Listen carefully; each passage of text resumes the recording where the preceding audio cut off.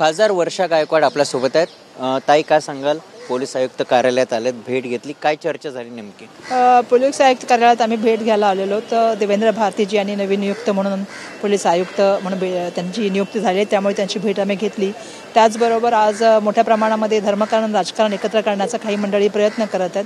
आमचं सांगणं त्यांना हेच आहे की सर्वोच्च न्यायालयाने जे निर्देश दिलेले आहेत भोंग्या संदर्भात, मग ती मस्जिद असेल, मंदिर असेल, चर्च असेल, संदर्भामध्ये जे निर्देश दिलेले आहेत, बिलकुल आम्ही संविधान मानणारी मंडळी, कायद्यानुसार काम करणारी मंडळी, ते आम्ही बिलकुल मान्य करायला ते आम्ही तयार आहे। परंतु ज्या तऱ्हेने त्याच्यामध्ये राजकीय हस्तक्षेप केले जातात, त्या हस्तक्षेपाला कुठेतरी थांबवलं गेलं पाहिजे। आज देशामध्ये एका ठिकाणी आपण युद्ध लढण्याचं काम करत आहोत, सिंदूर ऑपरेशन त्या ठिकाणी सुरू आहे, आणि अशा वेळेला मुंबईमध्ये कायदा सुव्यवस्था राखणं आणि सामाजिक सलोखा जपणं हे काम आहे। आणि म्हणून आम्ही या ठिकाणी त्यांना भेटून एक निवेदन सादर केलेलं आहे, आणि त्या ठिकाणी जी एक राजकीय मुवमेंट काही लोकमंडळी करत आहेत, त्या मुवमेंटला आमचं या ठिकाणी सांगणं आहे की ह्याला थांबून कायद्यानुसार सगळे सहकार्य करायला तयार आहेत, तर कायद्यानुसार जे आहे ते लढाई लढण्याचं काम केलं पाहिजे।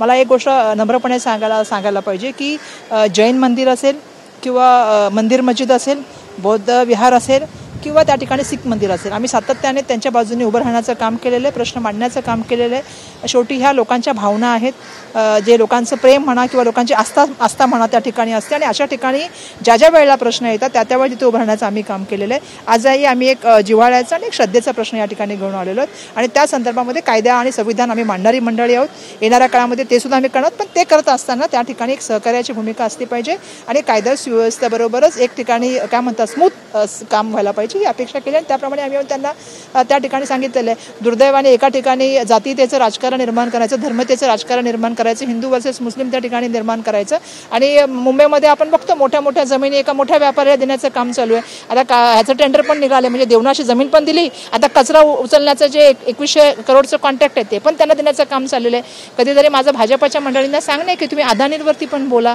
कधीतरी तुम्ही या बाकीच्या मुंबईच्या प्रश्नावरती बोला, केवढ्या मोठ्या मोठ्या जमिनी तुम्ही देत चाललेल्या आहेत। त्यामुळे धर्म आणि राजकारण या दोन गोष्टी वेगळ्या वेगळ्या आहेत, त्या वेगळ्या वेगळ्या ठिकाणी असावं असं आम्ही या ठिकाणी सांगणार आहोत। आपण बघितलं भाजपचे नेते वारंवार बांगलादेशी असेल किंवा ह्या भोंग्या संदर्भात वारंवार त्या ठिकाणी जातात, ते पोलीस आयुक्तामध्ये ते तक्रार देखील दाखल करतात, ते अनेक भागांमध्ये गुन्हे देखील दाखल करतात।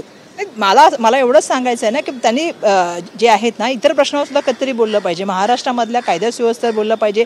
जसं मी सांगते की काही तुम्ही ज्यांची नावं घेताय किंवा ज्यांच्याबद्दल आपण बोलतोय त्यांनी मुंबईच्या जमिनी मोठ्या मोठ्या ज्या अदानीला दिल्या त्याच्यावर बोललं पाहिजे, रस्त्याच्या भ्रष्टाचारावर बोललं पाहिजे, नालेसफाईच्या भ्रष्टाचारावर कधीतरी बोललं पाहिजे, देवनाच्या डम्पिंग ग्राउंडसाठी एवढं मोठं कॉन्ट्रॅक्ट पुन्हा अदानीला दिलं, ती जमीन पण अदानी दिली, सॉल्ट प्लॅन जमीन अदानीला दिली, याच्यावर कधीतरी बोललं पाहिजे। सातत्याने धर्मांग वातावरण करायचं, त्या ठिकाणी जातीमध्ये जे आहे ते द्वेषाचं वातावरण निर्माण करायचं। कुठलेच धर्म आणि कुठलीच जात जे आहे ते कधीही द्वेष शिकत नाही, प्रेम शिकवते, मानवता शिकवते, सत्य शिकवते, अहिंसा शिकवते। त्यामुळे या विचारावर आपण सगळ्यांनी चाललं पाहिजे। आपल्याला तो खूप मोठा वारसा संत महात्म्यांचा, महापुरुषांचा, आणि त्यांच्या विचाराने आपण चाललं पाहिजे अशी अपेक्षा। आणि आमचा आज येऊन हेच आम्ही सांगतो, मी मागे पण तुम्हाला सांगितलं, आता पण सांगते, जैन मंदिर असेल, मस्जिद असेल, मदरसा असेल, बौद्ध विहार असेल, सिख गुरुद्वारा असेल, कुठलंही असेल किंवा ईसाईंचं चर्च असेल, आम्ही सगळ्यांच्या बरोबर आहोत।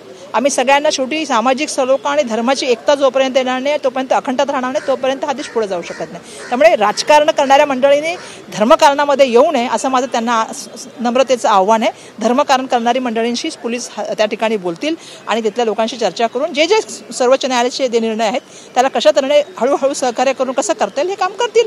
तुम्ही जातीयता निर्माण करण्याचं काम का करता?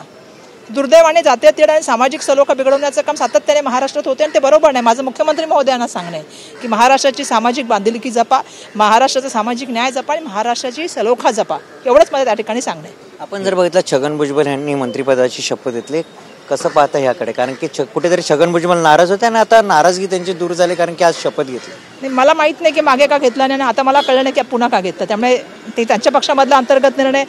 भुजबळ साहेबांचं मनापासून अभिनंदन, त्यांच्यावर आम्ही काम केलेलं आहे, ज्येष्ठ सहकारी आहेत, मनापासून अभिनंदन। सामाजिक वारसा त्यांना आहे, आणि शाहू फुले आंबेडकर, छत्रपती शिवाजी महाराज, बाबासाहेबांच्या विचार चालणारे आहेत। अपेक्षा करते की त्यांच्या माध्यमातून सरकारला चांगल्या सूचना आणि चांगली त्या ठिकाणी विचारसरणी दिली जाईल। नक्कीच हे होते आपल्यासोबत वर्षा गायकवाड। त्यांनी सांगितलं की छगन भुजबळ यांनी मंत्रिपदाची शपथ घेतली, अभिनंदन आहे त्यांचं, असे देखील प्रतिक्रिया वर्षा गायकवाड यांनी दिली आहे। कॅमेरामॅन हरी निगेसह मयूर जाधव, TV9 मराठी, मुंबई।